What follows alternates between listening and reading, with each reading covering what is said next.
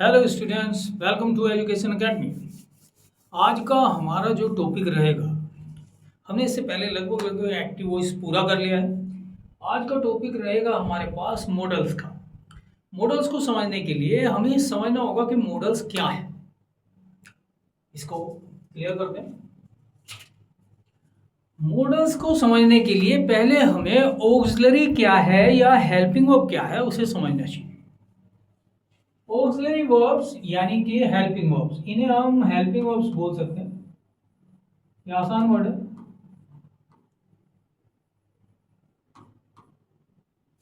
Helping verbs की दो type होती हैं हमारे पास। उनमें से प्राइमरी हमने यूज पूरी तरह कर ली है। मॉडल्स में केवल विल शैल क्या है, राइट। ज्यादा चीजें नहीं समझ में आएंगी। जो चीजें समझ में आए बस उस पर ही ध्यान देना। बोलने की आदत है तो बोलेंगे। हमारे पास जो ऑक्सिलरीज हैं, ऑक्सिलरीज मतलब हेल्पिंग वर्ब्स, उनमें दो टाइप हैं। एक है प्राइमरी ऑक्सिलरी या हेल्पिंग वर्ब। प्राइमरी का मतलब हो गया है जिनका अपना मीनिंग भी हो, ऐसे समझना चाहिए इसको, राइट। ये हर बार मीनिंगफुल भी मिलती है, इसलिए प्राइमरी। मीनिंगफुल मतलब इसका अपना एक अपने आप में मीनिंग है। हमारे पास हेल्पिंग वर्ब आई, उसका मीनिंग हो जरूरी नहीं है। जैसे कि हम निगेशन में डज नॉट लगा रहे हैं तो मीनिंग नहीं दे रही हो, केवल निगेशन के लिए। अब इनका लेकिन अपना खुद का एक मीनिंग होना है। जैसे कि हम बी की बात करें तो बी का मीनिंग क्या है।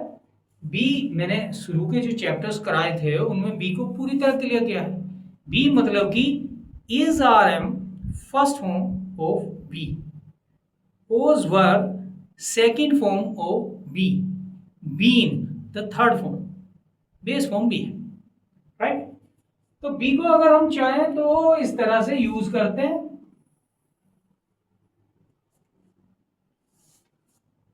एक सेंटेंस देख लें।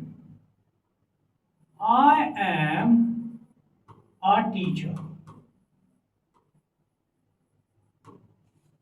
मैं टीचर अध्यापक हूं। और यहां पर यह नहीं बताना पड़ता हमें कि भाई मैं क्या कर रहा हूं। तो ये जो बी है इसके सिवाय वर्ब का और कोई हिस्सा इससे जुड़ा हुआ नहीं है। तो इसे बोलते हैं हम कि बी को एज अ मेन वर्ब हमने यूज किया है। तो ये क्या बनी, मेन वर्ब। एक्शन है नहीं, बी ही मेन वर्ब है। बस इतना ही हमें बताना होता है इसके जरिए। अब इसी सेंटेंस को दोबारा लेते हैं। I am teaching you English.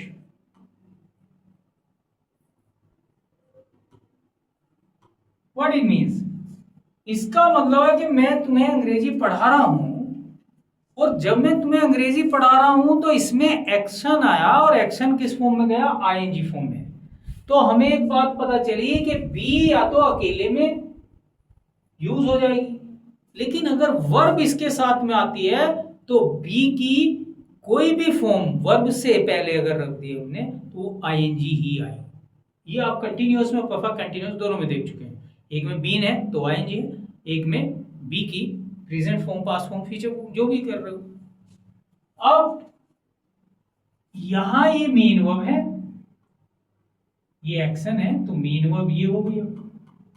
और ये इसके लिए ऑक्सिलरी यानी हेल्पिंग वर्ब है। हैव पर चलते हैं। अगर हैव को लेते हैं तो हैव के लिए एक सेंटेंस देखते हैं।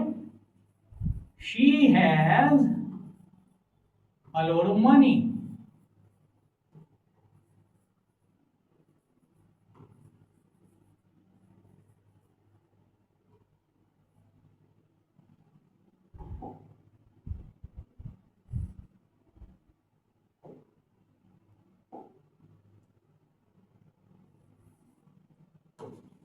हम कह रहे हैं उसके पास बहुत सारा पैसा है।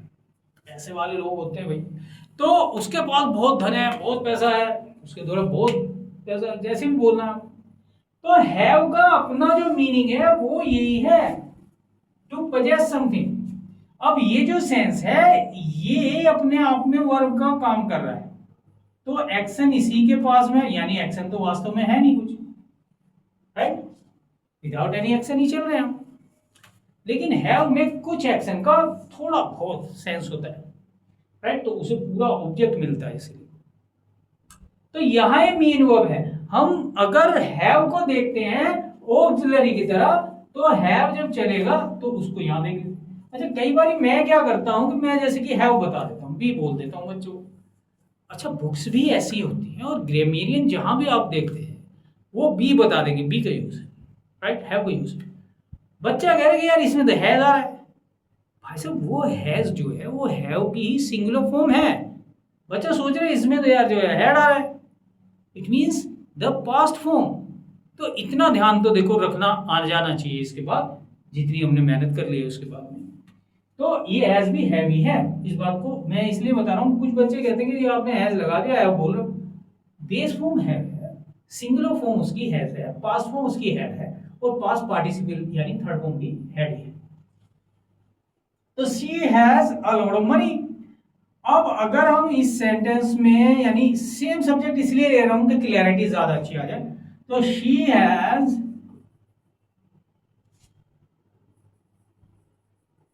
ब्रोकन हर टीवी। वह उसने अपना टीवी तोड़ दिया। अब ये तोड़ा है, टूटा पड़ा हुआ है, आसपास की बात है। देखिए, पास्ट का एक्शन होता है जो कि प्रेजेंट पे इफेक्ट डालता है या अफेक्ट करता है उसको, तो हम उसमें हैव प्लस थर्ड फॉर्म ले सकते हैं। क्या यहां हमें क्या पता चला कि एक्शन तो हमारे पास है, तो मेन वर्ब तो ये होगी। अब जो ये हैज है यानी हैव की फॉर्मेट है, ये अब ऑक्सिलरी या हेल्पिंग वर्ब है। ऑक्सिलरी कम लोग यूज करते हैं बोलचाल में, हेल्पिंग वर्ब ज्यादा बोलते हैं, इसलिए हेल्पिंग वर्ब लिखने के बाद। Is that clear? तो इसका अपना एक मीनिंग खुद का है हैव का, ऐसे अपना एक मीनिंग बी का है। बी का मतलब होता है होना, रहना, बनना, उस सेंस में। हैव का मतलब होता है रखना, जो कि हम कीप के सेंस में रखते हैं। हालांकि इसका सही अर्थ जो है वो पजेस करना ही है। खैर, अब अगले पर आ जाते हैं भाई, डू पर पहुंच जाए। अब जब डू को हम कहें कि यार पास्ट फॉर्म में तो डिड है, सिंगुलर फॉर्म में डज है, तो वो सब डू है, इस तरह समझ लेना आपको, राइट। एक sentence, I do a lot of work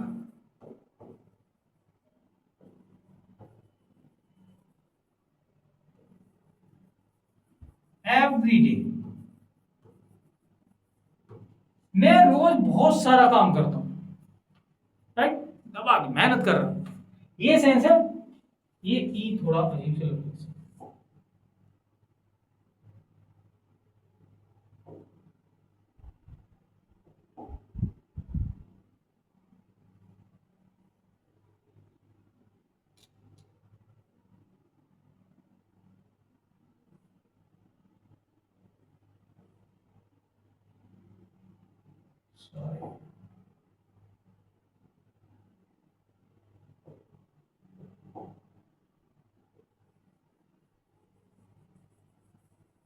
every day, तो मैं रोज बहुत सारा काम करता हूं। ये जो डू है इसका अपना मीनिंग है करना। अगर ये शी के साथ, ही के साथ, या फिर किसी जो है सिंगुलर सब्जेक्ट इट वगैरह के साथ में अगर यूज करते हैं, राम के साथ, श्याम के साथ, तो एस फॉर्म आते हैं, इसलिए वहां पर वो डज हो जाएगा, तो डू यू कहते हैं हम उसे भी। तो यहाँ एक्शन ही है करना, इसमें प्योर एक्शन होता है। तो प्योर जो बी है उसमें प्योर एक्शन कभी नहीं होता है, हैव में भी प्योर एक्शन है, इसमें प्योर एक्शन होता है, राइट। अगर हम इसी सेंटेंस में निगेशन दे दें किसी तरह से, तो आई डू नॉट, जिसे हम डोंट बोलते हैं, गो टू स्कूल एनीमोर। देखो एनीमोर जो लगता है निगेशन, निगेशन नहीं लगेगा, तो इसका मतलब है कि अब ये काम नहीं होता है, इस सेंस में बोलना। तो ये कह रहा है कि भाई अब मैं स्कूल नहीं जाता हूँ, जरूरत नहीं है, पास कर लिया है, या फिर मैंने वो छोड़ ही दिया, जो भी चीज। तो कुल मिलाकर के यहाँ पर हमने निगेशन के लिए डू हेल्पिंग वर्ब मिलती है या क्वेश्चन के लिए, ये चैप्टर्स हो चुके हैं। तो हम यहाँ पर इसे बोलेंगे हेल्पिंग वर्ब यानी ऑक्सिलरी, और मेन वर्ब तो ये हमारे पास एक्शन तो यहाँ आ रहा है, ये मेन। Is that clear? तो प्राइमरी ऑक्सिलरीज जो कि हमारे पास हैं उनका अपना खुद का मीनिंग है विदाउट ज्वाइनिंग एनी वर्ब, यानी किसी वर्ब से जुड़ना उनके लिए जरूरी नहीं है, वो तब भी मीनिंग पूरा कर सकते हैं। अब आते हैं दूसरी बात पर, जो कि हमारे पास है मॉडल ऑक्सिलरीज। अब जब मॉडल ऑक्सिलरीज चलती हैं तो ये मीनिंगलेस हैं, ये बिना किसी वर्ब के मीनिंग पूरा नहीं कर सकती, इनका मीनिंग पूरा नहीं होगा, समझे आप? तो ये अगर आई तो मीनिंगलेस रहेंगी, एवरी टाइम मीनिंगलेस, यानी ये प्योर हेल्पिंग वर्ब्स हैं। आप अकेले विल से कुछ नहीं बता सकते, उसके साथ एक बेस फॉर्म जोड़नी ही पड़ती है, इन्हें हम कहते हैं मॉडल वर्ब्स या मॉडल ऑक्सिलरी या मॉडल ऑक्सिलरी वर्ब्स, राइट? आप इनसे बेस फॉर्म ही जोड़ेंगे, ऐसा नहीं है कि बेस फॉर्म जोड़ेंगे तो हमेशा सिंपल ही बनेगा। अगर परफेक्ट बनाना है तो पहले बेस फॉर्म हैव की यानी हैव ही आएगा, हैज नहीं आएगा। अगर आईएनजी फॉर्म लेनी है तो बी की बेस फॉर्म, और अगर बी को सीधे यूज करना है तो बी को बी ही लिखना पड़ेगा। ऐसा नहीं हो सकता है कि आप केवल इससे बना लें, जैसे हमने क्या किया कि इससे पहले वाले को अगर हम देखते हैं तो ये हमारे पास आता है कि हमने बी को यूज सीधे कर दिया तो भी मीनिंग आ गया, तो बी को सीधे यूज किया, हैव को सीधे यूज किया, मीनिंग आ गया, डू को यूज किया, मीनिंग आ गया।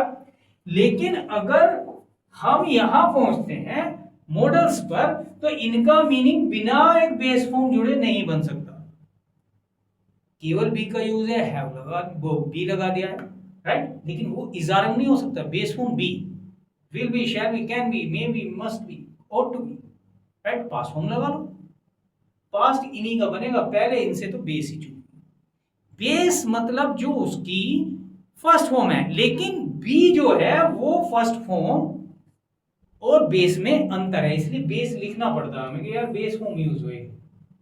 Is that clear? चलते हैं। तो अगर हम देखें तो हमने विल का यूज तो कर ही लिया है, चाहे बी में किया है, में किया, कहीं भी किया।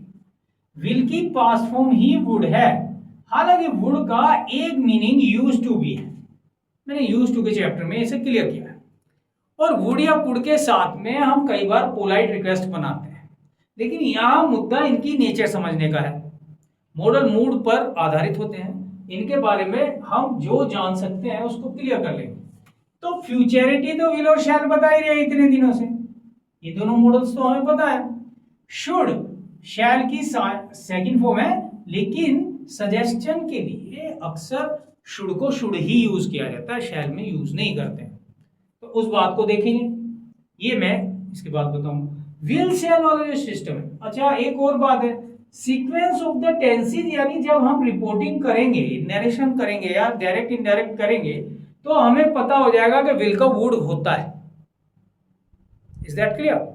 उस चीज को वहां समझ लेंगे क्योंकि यहां पर उसकी कोई खास जरूरत है नहीं। रिपोर्टिंग पर आने वाले आप, ये एक्टिव वॉइस आज लगभग कंप्लीट हुए हैं, उसके बाद हम पैसिव करते हुए रिपोर्टिंग की ओर ही बढ़ने वाले, तो इसे समझेंगे। हम यहां से समझना शुरू करते हैं चीजों को, राइट? कैन और कुड, कैन का जो नेचर है वो इसके फंक्शन को जो बताता है उसको अगर हम देखें तो कैन और कुड में जो बात बनती है, हमारे यहाँ हिंदी में एक वर्ड बोला जाता है सकना, राइट? ये इसका फॉर्मेशन है, कर सकना, right?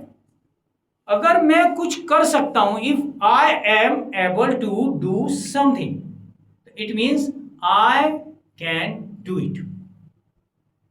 If I was able to do something, it means I could do it.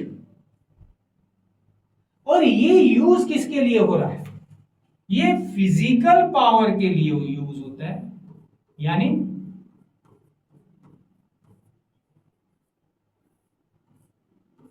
Mental power के लिए यूज होता है,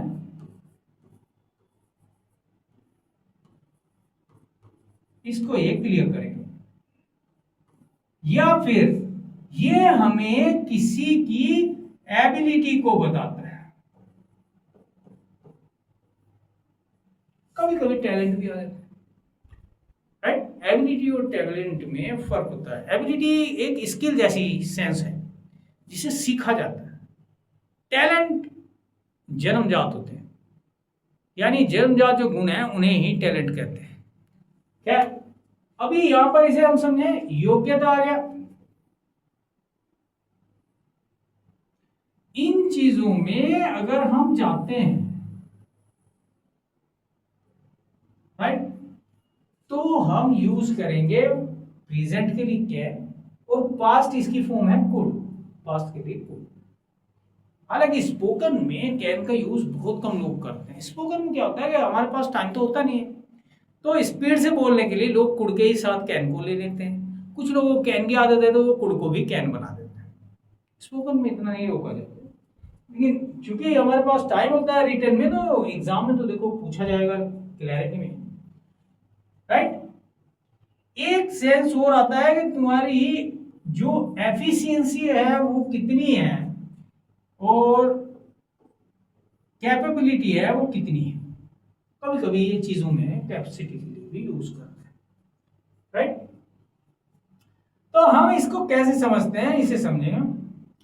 इस सेंटेंस को अगर हम जो है इसे सेंटेंस में बदले, ये जो सीन है, तो आप ये समझे कि ये जो आदमी है इसका खुद का जो वेट है वो 30 kg है, ये मान लीजिए, राइट। और ये जिस वेट पर काम करना चाह रहा है वो वेट 100 kg है और मोर देन 100 kg है। अब हम इससे क्या कहें? हम इससे एक ही बात कह सकते हैं कि भैया तेरे पे ना उठने का, क्यों कमर तोड़ा रहा है। Is that clear? तो इस बात को आप ऐसे कह सकते हैं। तो आपने क्या कहा, इसको समझाया क्या कि भाई यू कैन नॉट,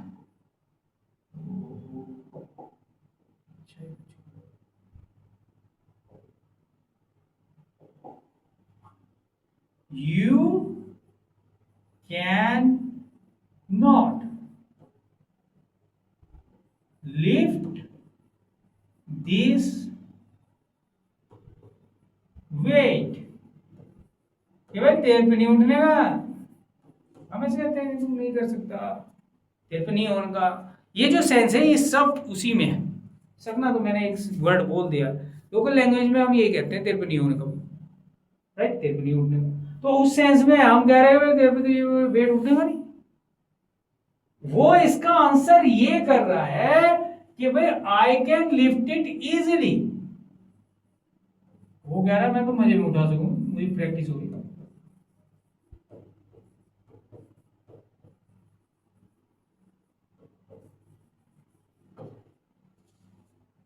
बात समझे?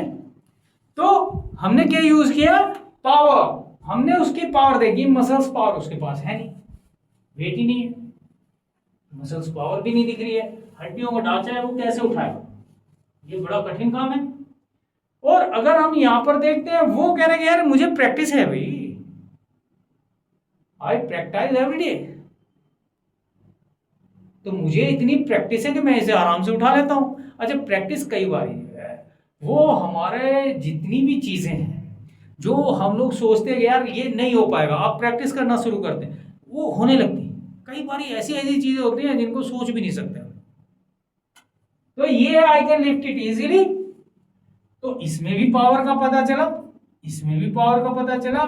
दोनों में देखो, मॉडल्स जो होते हैं वो अक्सर पॉसिबिलिटीज बताते हैं, राइट। एक मॉडल है जो पॉसिबिलिटीज के ऊपर जा सकता है, मस्ट। अदरवाइज अधिकतर जगह पॉसिबिलिटीज हैं, होना ना होना, होना ना होना। एक सेंटेंस इसके लिए लेते हैं भाई। तो यहां पर हम ये कह रहे हैं कि भाई चलो खुद पर ही एक सेंटेंस लेते हैं, आई कैन नॉट। अच्छा, कैन नॉट के बारे में एक बात याद रखते हैं आप लोग कि कैन नॉट एक ही वर्ड माना जाता है, ये दो वर्ड अलग अलग नहीं लिखे जाते। ये ही ऑक्सिलरी ऐसी है जिसको एक माना गया, हालांकि अब लोग तोड़ने लगे हैं इसे, लेकिन आज भी जो क्लासिक है ग्रामर उसमें कैन नॉट एक ही वर्ड है, इसको अलग अलग नहीं लिखा जा सकता। यहां पर एक बार फिर मैं इसे क्लियर कर देता हूं, आप चाहें तो शॉर्ट फॉर्म ले सकते हैं, कांट से कैंट बोलते हैं आजकल। आई कैन नॉट और कैंट या कांट, राइट। अंडरस्टैंड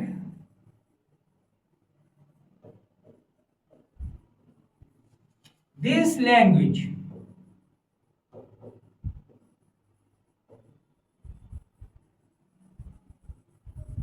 तो मेरा कहना क्या है कि भाई मैं इस भाषा को समझ नहीं सकता, मेरी समझ से बाहर है। अब मान लो मैं उर्दू का अखबार लेकर के बैठ जाता हूं, या फिर मैं किसी तरह से जो है तेलुगु को पढ़ना चाह रहा हूं, that is not possible for me. क्यों? क्योंकि I am not able to do it because I was not trained, मुझे ट्रेन नहीं किया गया, इसलिए हम लोग ऐसे काम नहीं कर सकते हैं। तो ये मेरी समझ से बाहर ही रहेगी। Is that clear? एक और सेंटेंस ले लेते हैं ताकि एक बार कुड को क्लियर कर। एक सेंटेंस देखते हुए, आई could run 4-5 miles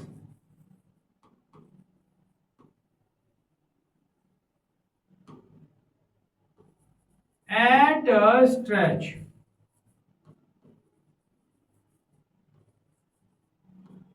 when I was young like you.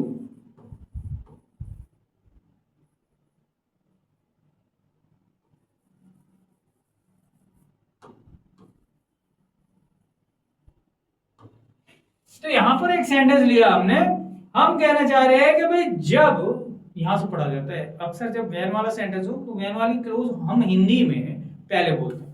तो जब मैं तुम्हारी तरह जवान था, यानी मेरी एज कम थी, आई वॉज यंग, अभी तो बहुत ज्यादा एज हो गई, तो इसको वही आदमी बोले तो बेहतर है।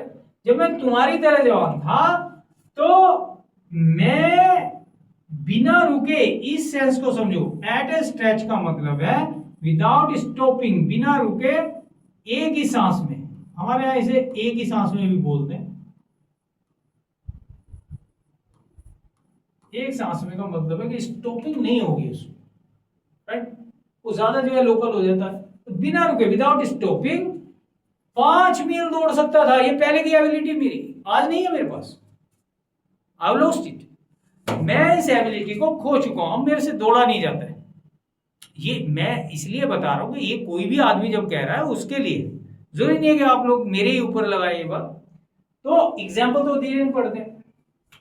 तो I could run for 5 miles at a stretch, at a stretch कई बार पूछा गया इडियम में, इसको अच्छे से ध्यान रखना, इडियम को रटना ही पड़ता है बस। Is that clear? एक और सेंटेंस ले रहे हैं, I could not help him that day. मैं कह रहा हूं उस दिन मैं उसकी मदद नहीं कर पाया, यानी मेरे पास पैसा नहीं था, तो पैसों के लिए भी कह सकते हो। पैसा क्या है? पैसा भी तो पावर ही है, और ये पावर से ही तो कनेक्टेड है, इस बात को देखना चाहिए। या मैं कहूँगा भाई यार मेरे पास में कोई हथियार तो था नहीं, और उसे वो मार रहे हैं, मेरे पास में कुछ था नहीं, और मुझे पता है ये ज़्यादा लोग मारेंगे, तो मैं उसकी मदद नहीं कर पाया। तो चीज़ें कहाँ से जाएंगी, वो उसके साथ की कहानी बताएगी, और कहाँ आप लोग यूज़ करेंगे। लेकिन ये क्लैरिटी रखो कि कैन और कुड का क्या यूज़ होता है, और किस बारे में ये यूज़ होता है। Is that clear? ट्रेंड हो जाते हो, कोई काम कर सकते हो, तो you can do it, right. या फिर तुम्हारे पास पहले से ही एक टैलेंट है, तुम कर सकते हो, यू कैन डू इट। तो कैन के यूज इस सेंस में रखने चाहिए। कुड का एक स्पेशल यूज होता है वुड के साथ, कुड यू प्लीज या वुड यू प्लीज। इसको थोड़ा सा समझने की कोशिश करें।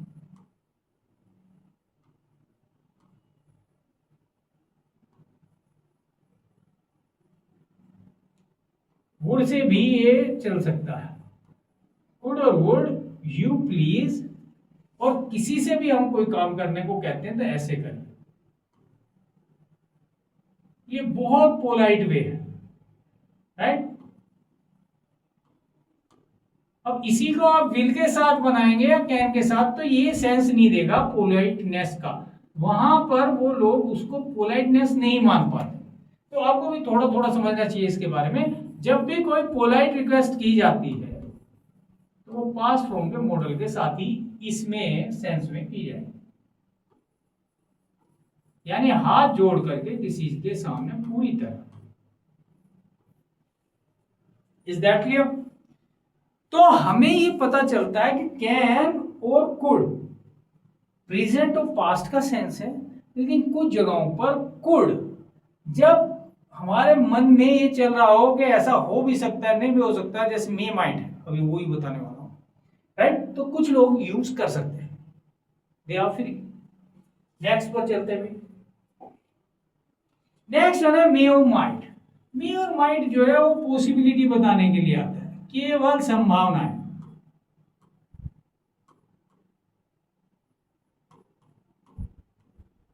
राइट। ज्यादातर मतलब कहने का ये है कि इसमें हम एबिलिटी वगैरह की बात नहीं करते हैं। ये बताता है कि मौसम कैसा रहेगा, ये बता सकता है कि भाई ऐसा हो सकता है, वैसा हो सकता है, तो ये लटका रहता है हर जगह पर इस तरह से। मे और माइट में से कोई एक चूज करना होता है। तो संभावनाओं की बात करें तो मान लो कि आप देखते हैं कि भाई मौसम बहुत गर्म है और जबरदस्त गर्मी पड़ रही है, इट मींस, राइट।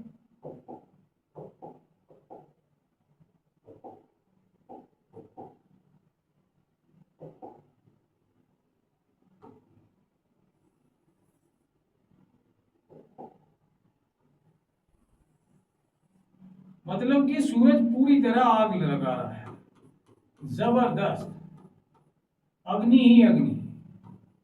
आप लोग क्या सोचते थे, राइट। तो हमें उसमें कभी कभी लगता है कि यार कि ये हो सकता है बारिश हो जाए, गर्मी बहुत हो रही, तो बारिश हो भी सकती है। अच्छा, कई बार ये बात हम लोग सोचते हैं।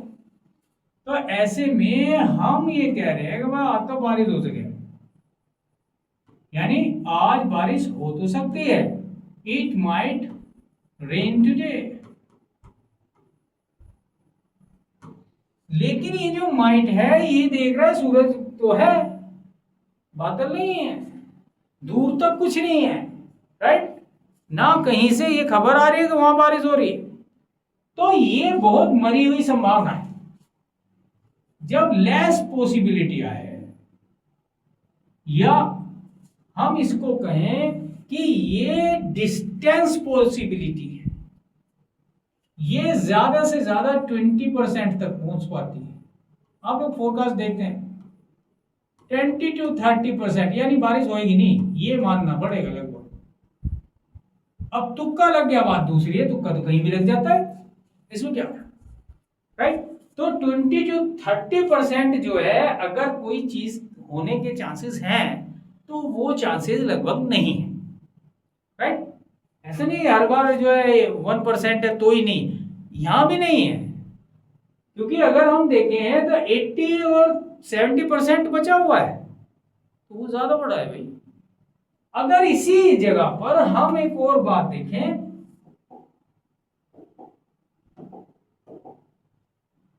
कि बादल आ गए, बड़े बड़े काले काले बादल,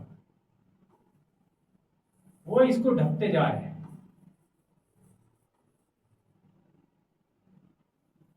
तो अब चांसेस ज्यादा है, बेहतर है। तो हम क्या कहेंगे भाई,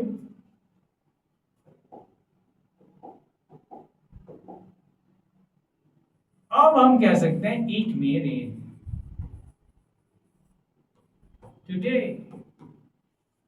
अब चांसेस ब्राइट हैं लेकिन पक्का भी नहीं। ठीक, ये 50 टू 60% तक आता है, हालांकि इसमें चांसेस बढ़िया है, चांसेस बढ़िया होते हैं। दूसरी ओर की परसेंटेज हमने घटा दिया तो बराबर कर दी, तो 50-50 और मोर देन 50। जब ये चांस आए तो मे का हम यूज करेंगे, दोनों प्रेजेंट बताने के लिए आए हैं। ऐसा नहीं कि माइट केवल पास्ट बताएगा, इन दोनों में ऐसा अंतर नहीं है, राइट। तो माइट और मे में ये अंतर आएगा, ये पॉसिबिलिटी की बात है। अच्छा, अगर हम बात करें टू सीक परमिशन, इसमें परमिशन मांगी जाती है।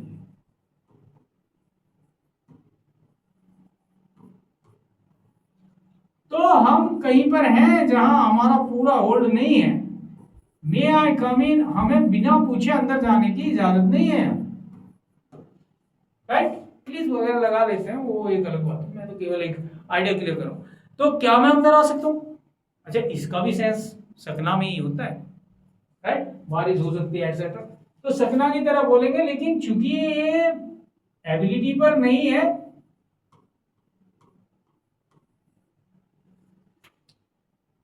मे आई कम इन, यहां पर भी सकना में बोल रहे हैं, लेकिन यहां पर कोई पॉसिबिलिटी नहीं, यहां पर हम इजाजत मांग रहे हैं, हम सामने वाले से कह रहे हैं कि please allow us to enter, right. तो केवल इतना नहीं है, may I go to washroom,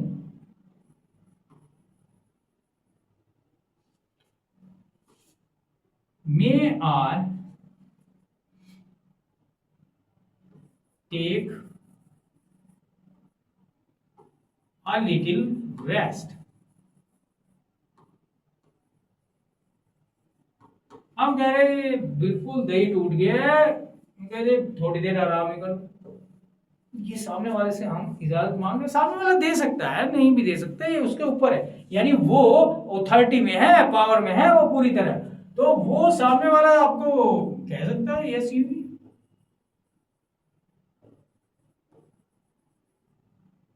और वो कह सकता है no you may not, common लगता है इंग्लिश में। अच्छा, केवल एक ऑक्सिलरी जो है, अगर उसी को रखते हैं तो हम इसी से आंसर कर देते हैं एनी टाइम। ये जरूरी नहीं है कि आप ऑक्सिलरी केवल मॉडल वाली देख रहे हैं, वो जरूरी नहीं है, कहीं भी ये हो सकता है। अगर हम कह रहे हैं डू यू नो मी, तो सामने वाले को आंसर करने में जरूरी नहीं है कि नो को वो ले ही ले, वो कह सकता है यस आई डू, और वो कह सकता है नो आई डोंट। ऐसा सेंस एवरी टाइम चलता है, इसको समझना चाहिए। Is that clear? इससे आगे एक और सेंस है इसके अंदर का, उसमें हम क्या करते हैं कि पहले एक ऑप्टेटिव नाम का सेंटेंस बना करता था, हालांकि आज की डेट में इसे असर्टिव मानने लगे लोग। सिंपल में 5 तरह के सेंटेंस बताते थे पहले, अभी क्या है कि वो 4 टाइप्स रह गए। 5वां यानी ये जो ऑप्टेटिव है ये बाहर कर दिया गया है उससे, कि ये एक्स्ट्रा नहीं है, ये असर्टिव ही है। कारण क्या है कि इन्वर्जन आपके देयर में भी लगता है, हार्डली में भी लगता है, स्केसली में भी लगता है, तो जब इन्वर्जन इतनी चीजों में लगता है और उसे तब भी असर्टिव माना जाता है, तो इसे असर्टिव माना गया, ये इसका सेंस है। तो अगर ऑप्टेटिव सेंटेंस है जिसके अंदर हम सीख क्या कर रहे हैं, या तो हम ब्लेस कर रहे हैं किसी को तो ब्लेसिंग, कर्जिंग, और या फिर हम किसी के लिए कोई प्रार्थना कर रहे हैं और वहां पर ये विश भी हो सकती है। हम किसी को नमस्ते करते हैं, वो हमें उसके बारे में एक्स्ट्रा कोई ना कोई वापसी में अक्सर कमेंट देता है, खास तौर से वो हमें आशीर्वाद देता है। और आशीर्वाद क्या माना जाता है कि भाई वो भगवान से कह रहा है भगवान ऐसा करे कि ये हो जाए, तो इस सेंस को हम जो है ब्लेसिंग के तौर पर लेंगे। हम कह रहे हैं कि भाई मे यू लिव लॉन्ग, सबसे बड़ा जो आशीर्वाद है, दीर्घायु भव, आयुष्मान भव।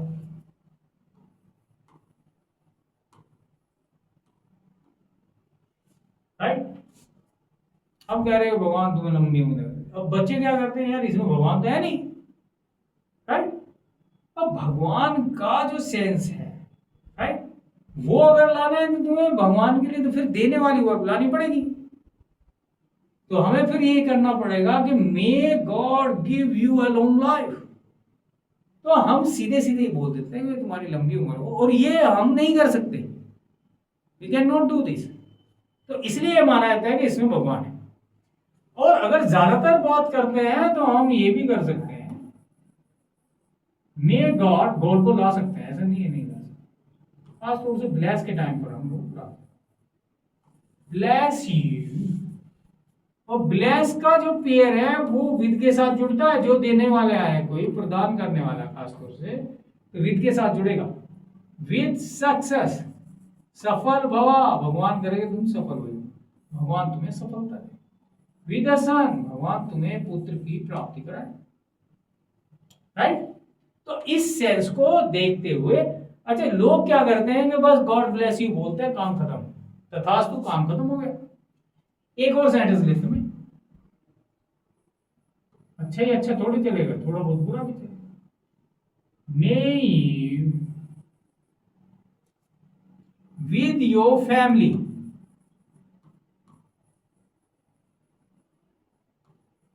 बुरा ही कहना तो पूरी तरह कहना पड़ेगा।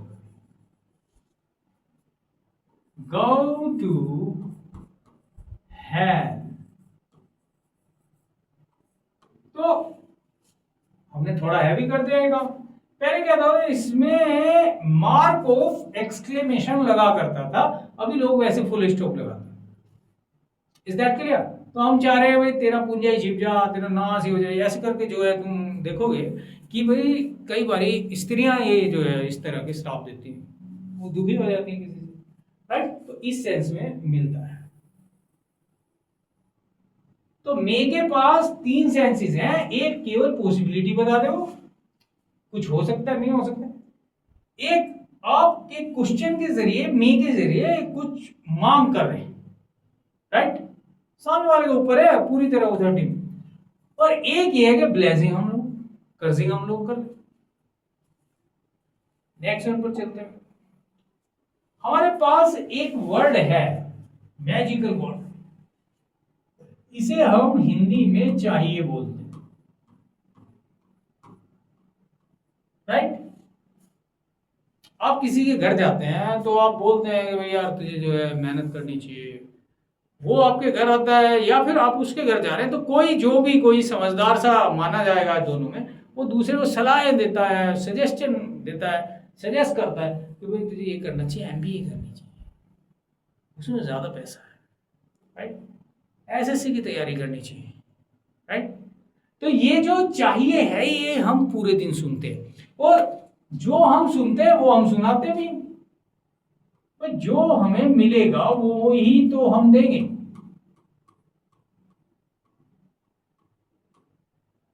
क्या समझ? आप अगर एक तरफ से किसी जगह पर कोई चीज डालते हैं और वो कहीं और जाके निकल रही है, तो निकलेगी तो वही चीज। तो आप गुस्सा देंगे तो गुस्सा निकलेगा, राइट। तो इस सेंस में है, तो जब सलाह कोई दे रहा है तो हम भी सलाह देते हैं।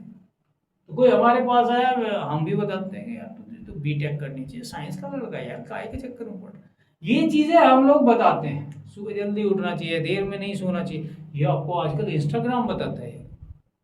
और आप क्या करते हो कि देर में नहीं सोना चाहिए लेकिन सारी रात आप इंस्टाग्राम ही देख सकते हो, राइट। तो आदमी वैसी बात समझता नहीं। अगर केवल सजेशन है, जिसे मानो ना मानो आपके ऊपर है, तो शुड का यूज करें ऐसे सेंस। अगर किसी को अवॉइड करके नुकसान है तो आपको मस्ट का यूज करना चाहिए, क्योंकि इसके बिना गुजारा नहीं है। और अगर ये एक नैतिक कर्तव्य है, नैतिक कर्तव्य समझते हो? नैतिक कर्तव्य मतलब जो करना कोई चाहता नहीं और समाज में मान नहीं सकता कि मैं करना नहीं चाहता, माता पिता की सेवा, गुरु को सम्मान, बड़ा मुश्किल काम है आज की डेट में, तो लोग करना नहीं चाहते लेकिन मानेंगे नहीं, कहेंगे हाँ जी करते हैं क्या हो। इस सेंस को देखना है। तो अगर कोई भी सेंटेंस, मैं एक सेंटेंस से तीनों को क्लियर कर देता हूं एक बार, राइट। हम किसी को सजेस्ट कर रहे हैं और ये बात हमने उससे कह दी, You should go to Delhi today.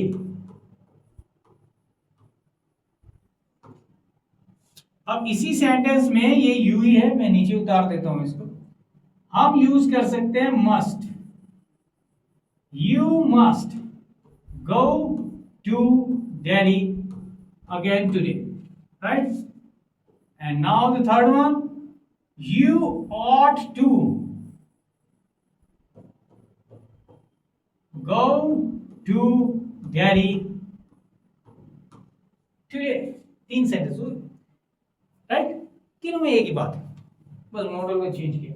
यहां पर आप जो समझेंगे तो इस बात को समझें कि हम किसी को दिल्ली जाने के लिए कह रहे हैं क्योंकि वहां चलिए एक बुक फेयर लगा हुआ है।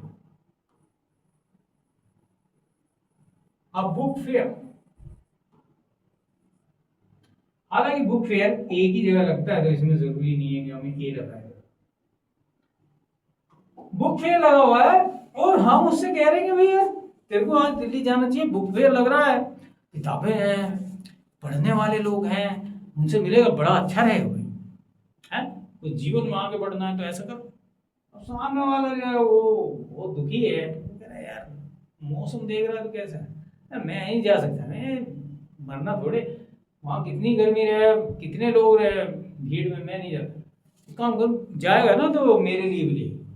यहाँ जो सेंस है वो है कि सामने वाला माने ना माने। हम किसी कह रहे हैं यार इसको सुबह जल्दी उठना चाहिए, और वो कह रहा है ये सुबह 3 बजे क्या जल्दी उठा, राइट? खत्म। तो जब वो कहते हैं कि भाई खत्म, चला गया, ये जो सेंस है ये इसके अंदर है। आप जो शुड के साथ बोलते हैं तो आप सामने वाले से ये मानते हैं कि मना भी कर सकता है। अब अगर दूसरे वाले में हम आते हैं तो यहाँ आ गया मस्ट, और मस्ट एक पावर है, मस्ट जबरदस्त पावर है। तो अगर हम यहां की बात करें तो क्यों जाना चाहिए भाई, बुक फेयर में था, मना कर दिया। यहां पर क्या है कि जो तुम करते हो, राइट, वो छूट जाएगी। You can lost your job, right? If you don't go you lost your job. और अगर ऐसा हो गया तो फिर वो भागता हो जाएगा, यहां वो बच नहीं सकता, कोई भी नहीं बच सकता इसमें। अगर हम ought to पर आते हैं तो ought to के जरिए क्यों जाना चाहिए, क्योंकि वहां पर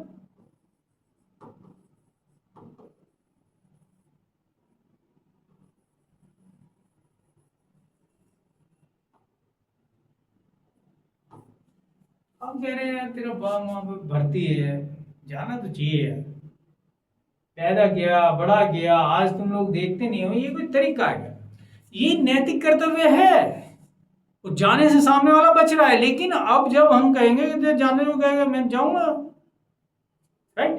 तो कई बार आदमी जिसे अवॉइड कर रहा है वो काम ऐसा है यार, वो किसी के सामने मान नहीं सकता कि नहीं करना चाह रहा। इस सेंस में ought to चलता है। अगर कभी सेंसेस का पूरी तरह पीछा नहीं कर पाओ तो हर जगह पर शुड आराम से यूज हो सकता है। हालांकि सेंस का पता हो जाए तो फिर उसी को यूज करें। Is that clear? Next one पर आते हैं।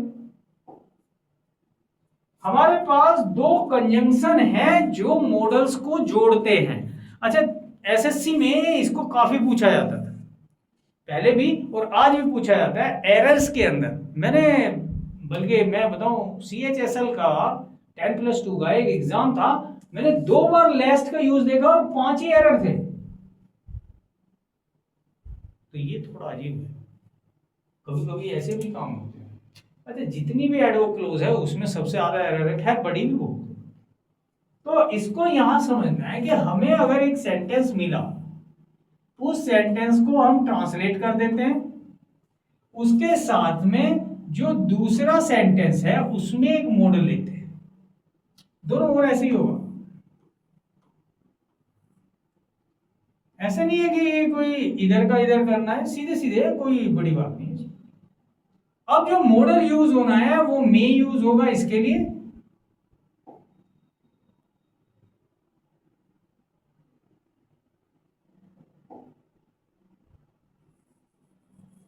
या फिर माइट यूज होगा। अब ये किस बात पर बेस्ड है? ये इसकी नेचर पर बेस्ड है कि पहला जो सेंटेंस है वो प्रेजेंट है कि पास्ट है। अगर वो प्रेजेंट है, राइट, तो मी के साथ सेंटेंस क्रिएट होगा, और अगर वो पास्ट है तो माइट के साथ सेंटेंस क्रिएट होगा। सीक्वेंस ऑफ द टेंस हमेशा चलती है। अगर हम यहां जाएं तो लास्ट के बाद केवल शुड ही यूज होगा, चाहे सेंटेंस प्रेजेंट हो चाहे पास्ट हो। अच्छा, इसमें क्या है कि सब्जेक्ट दिखता ही दिखता है, इसमें सब्जेक्ट नहीं दिखेगा आपको। जब हम इसका सेंटेंस बनाते हैं ताकि वाला, तो हम सब्जेक्ट नहीं बोलते उसका दोबारा, तो पहले वाला ही सब्जेक्ट होता है। तो उसको समझ करके लाना है। कई बच्चे क्या करते हैं, सब्जेक्ट को लैग कर देते हैं, मॉडल के साथ आप सब्जेक्ट नहीं छोड़ सकते, राइट, ये एक रूल है, इसको यहां समझें। एक सेंटेंस में बनाता हूं, वहां पर क्लैरिटी आ जाएगी, उस बात को क्लियर कर लेते हैं। मैं दौड़ा ताकि उसे पकड़ लूं।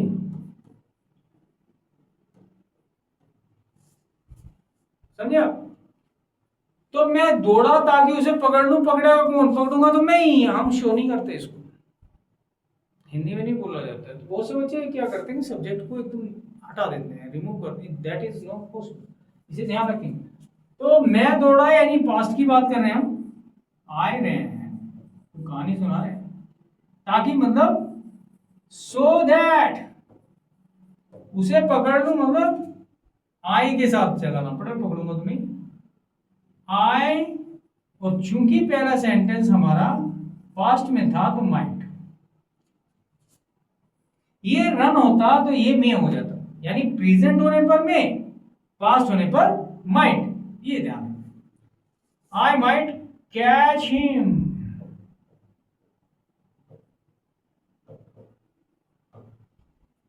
राइट, इस बात को समझना। मैं दौड़ा ताकि उसे पकड़ लूं, अब ये हो गया। अगर इसी सेंटेंस में एक और बात देखते हैं कि वह दौड़ा, अब दौड़ेगा तो वो,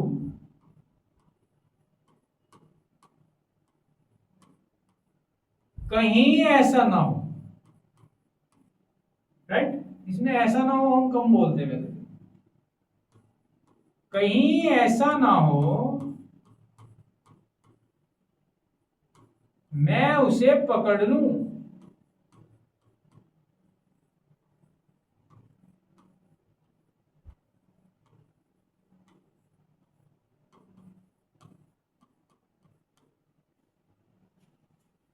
तो ये बात हमने बताई कि भाई मैं दौड़ा तो उसे पकड़ने के लिए दौड़ा, तो ताकि उसे पकड़ लूं। अब वो दौड़ा तो वो इसलिए दौड़ा कहीं मैं उसे ना पकड़ लूं। अब जो इसमें निगेशन है, इसकी वजह से एरर बनता है। इसमें वो लोग आपको नोट देते हैं, नोट एक्सेप्टेबल नहीं है लेस्ट के लिए। लेस्ट है, अनटिल है, अनलेस है, इनके साथ में नोट नहीं चल सकता है, क्योंकि सेंस नहीं देगा, डबल निगेटिव हो जाएगा, इस सेंस को देगा। तो वह दौड़ा यानी कि ही रैन, पास्ट तो सबको एक सी वर्ब देता है, तो ही रैन ही आएगा, पास्ट है। कहीं ऐसा ना हो मतलब कि लेस्ट, मैं उसे पकड़ लूं, इसमें सब्जेक्ट आता है, इसमें ज्यादा सोचने की जरूरत नहीं। आई शुड कैच हिम,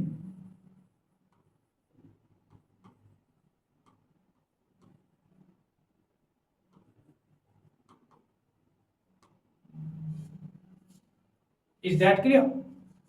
तो हमारे पास जो मॉडल्स हैं उनके अलग अलग सेंसेस हैं। इसके लिए आपको बहुत सारी एक्सरसाइजेस मिलती हैं, एक बार उनको देखें, उनके अंदर में झांकें और समझें कि यार ये हो क्या रहा है, क्या ये चीजें हम समझ पा रहे हैं? नहीं समझ पा रहे हैं तो फिर बताएं, उसको और ज्यादा क्लियर किया जाएगा।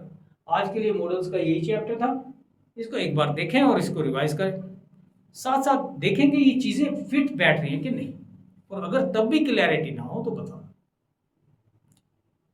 Good day.